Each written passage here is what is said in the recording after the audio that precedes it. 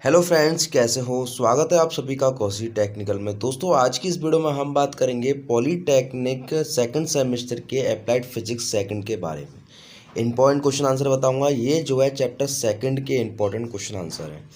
Chapter first के important question answer जो है वीडियो अपलोड हो गई है, आप चेक कर सकते हैं। डिस्क्रिप्शन में लिंक भी डाल दूंगा। तो चलिए आपके सारे इंपॉर्टेंट क्वेश्चन आंसर के अभी जो है क्लियर कर देंगे। और आपकी डेट शीट आ चुकी है। यदि आपने नहीं देखी है तो देख लेना। 12 तारीख से आपके पेपर स्टार्ट हैं, ठीक है, 12 जून से।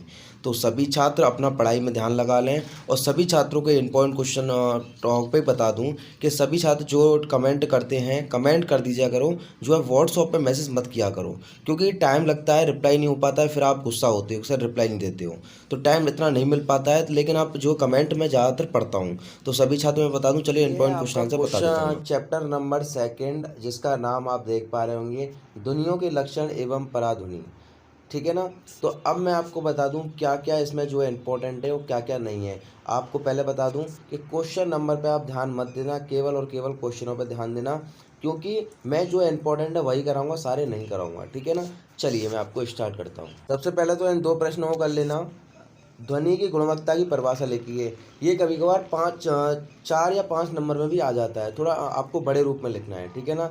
तो ध्वनि का वह गुण जिसके कारण समान आवृत्ति तथा समान तीव्रता होने में वाद्य यंत्रों की ध्वनि के मध्य अंतर स्थापित किया जा सके, ध्वनि की गुणवत्ता कहलाता है।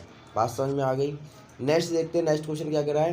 प्रतिध्वनि, ईचो से आप क्या समझते हैं। आपने सुना होगा ईचो, जैसे भी कोई हम एडिटिंग करते हैं या फिर कहीं भी आप साउंड रिकॉर्ड सुनते हैं तो ईचिंग होती है, मतलब ईचो होती है, मतलब प्रतिध्वनि होती है, उल्टी वापस आवाज़ आती है, तो उसी को बोलते हैं ईको, ईचो। वह ध्वनि जो परावर्तित होकर सुनाई जाती है वो प्रतिध्वनि कहलाती है। ध्वनि जो गूंजती है ना, जैसे कहीं खाली स्थानों पर गूंजती है, तो उसको बोलते हैं ईचो। और यो जो है प्रतिध्वनि, इसको हिंदी में बोलते हैं, ठीक है। नेक्स्ट है सवाइन का नियम।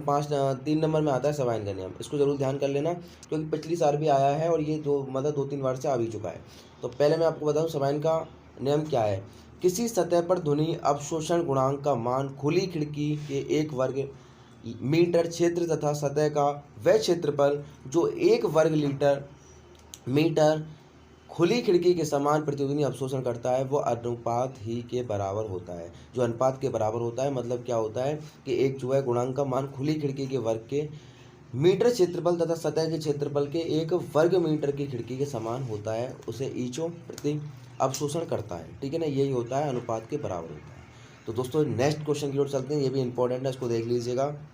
अब तक का मोस्ट इंपॉर्टेंट क्वेश्चन क्या कह रहा है, देखो। प्रतिध्वनि तथा अनुनय में अंतर लिखिए। मोस्ट इंपॉर्टेंट है, ध्यान रखिएगा, 5 नंबर का आता है। पहला देखो, किसी सतह पर प्रतिध्वनि किसे बोलते हैं। किसी सतह पर टकराव परिवर्तन के फलस्वरूप एक बार सुनाई देती है, मतलब जो एक बात जो हम बोलते हैं उसको जो है रिफ्लेक्शन होकर के दोबारा सुनाई दे, उसको बोलते हैं प्रतिध्वनि, ठीक है। और अनुनय में क्या होता है, ध्वनि स्रोत बंद कर देने पर अवगणित परावर्तन के फलस्वरूप कुछ देर तक सुनाई देती है। मतलब क्या होता है, जैसे हमने एक बार बोला तो 3-4 बार आवाज़ जो है वापस सुनाई देती है, परावर्तित होती है, वो होता है अनुरण। नेक्स्ट है, खुले स्थान पर जहाँ सामने कोई रुकावट हो उसे अनुरण कहते हैं, और किसी बंद कक्ष हॉल थिएटर के अनुभव किया जा सकते हैं, उसके अनुरण में होता है, ठीक है ना। नेक्स्ट है, ध्वनि को जाने और टकराव वापस आने में क्या समय प्रतिवेद काल कहलाता है, तो स्मॉल टी बराबर 2D/b, ठीक है ना। और जो अनुनय होता है वो ध्वनि स्रोत बंद होने के पश्चात ध्वनि तीव्रता का स्तर 1/10⁶ गुना कम होने में समय गुणन काल कहलाता है। इसका जो है सूत्र होता है, कैपिटल टी बराबर 0.165 मीटर/a, ठीक है ना, कैपिटल ए। चलिए नेक्स्ट देखते हैं, नेक्स्ट क्या कह रहा है। प्रतिध्वनि काल का मान न्यूनतम 1 सेकंड होना चाहिए, और अनुनय काल का सामान्यतः 1 से 2 सेकंड में रखा जाता है।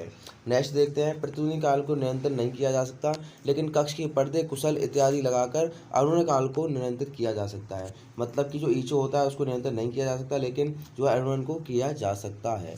चलिए नेक्स्ट क्वेश्चन की ओर चलते हैं। नेक्स्ट क्वेश्चन देखिएगा, व्यक्तिकरण तथा विस्पंदन में क्या अंतर है, समझाइए। तो व्यक्तिकरण एवं विस्पंदन में क्या अंतर है। जब व्यक्तिकरण करने वाली ध्वनि तरंगों की आवृत्तियां ठीक एक दूसरे के बराबर होती हैं तो किसी भी बिंदु पर उनके बीच कालांतर स्थिर रहता है अतः वहाँ ध्वनियों की तीव्रता भी स्थिर रहती है। इस प्रकार की प्रबलता तथा न्यूनता के जो क्षेत्र बनते हैं स्थिर रहते हैं तथा अचर व्यक्तीकरण अलावा व्यक्तीकरण करते हैं। ठीक है ना, ये तो हो गए आपके। अच्छा, ये दोनों तरंगें आवृत्तियों में कुछ भिन्नता है, प्रत्येक बिंदु पर दोनों के बीच कालांतर समय के साथ बदलता रहता है। अच्छा, यदि किसी क्षण किसी बिंदु विशेष पर दोनों की तरंगें एक कला में हो तो कुछ समय पश्चात एक तरंग दूसरी तरंग से आधा कंपन कर लेती है। अच्छा, दोनों तरंगें विपरीत कलाओं में हो जाएंगी। इस प्रकार एक ही बिंदु पर ध्वनि की तीव्रता का मान एकांतर क्रम में उच्चतम तथा न्यूनतम रहता है और इस घटना को विभंदन कहते हैं। ठीक है ना, ये वाली जो ऊपर घटना है इसको विभंदन कहते हैं। इस प्रकार के व्यक्तीकरण के बिंदु पर ध्वनि तीव्रता का मान स्थिर रहता है जबकि विस्पंदनों का प्रत्येक बिंदु पर ध्वनि की तीव्रता का मान समय के साथ बदलता रहता है। एकांतर क्रम में उच्चतम न्यूनतम होता रहता है, मतलब एकांतर समय में जो है उच्चतम और न्यूनतम होता रहता है, ऊपर नीचे होता रहता है। तो ये इंपॉर्टेंट था, 5 नंबर में आएगा, इसको कर लीजिएगा, स्क्रीनशॉट ले लीजिएगा, पढ़ लीजिएगा, समझ में आ ही गया होगा आपके। ठीक है ना, तो वीडियो को लाइक शेयर एंड सब्सक्राइब। मिलते हैं नेक्स्ट में, बहुत जल्द, धन्यवाद, बाय बाय। और किस सब्जेक्ट के इंपॉर्टेंट क्वेश्चन आंसर बताएं कमेंट करके हमें जरूर बताना। मिलते हैं नेक्स्ट में, बहुत जल्द, धन्यवाद, बाय बाय।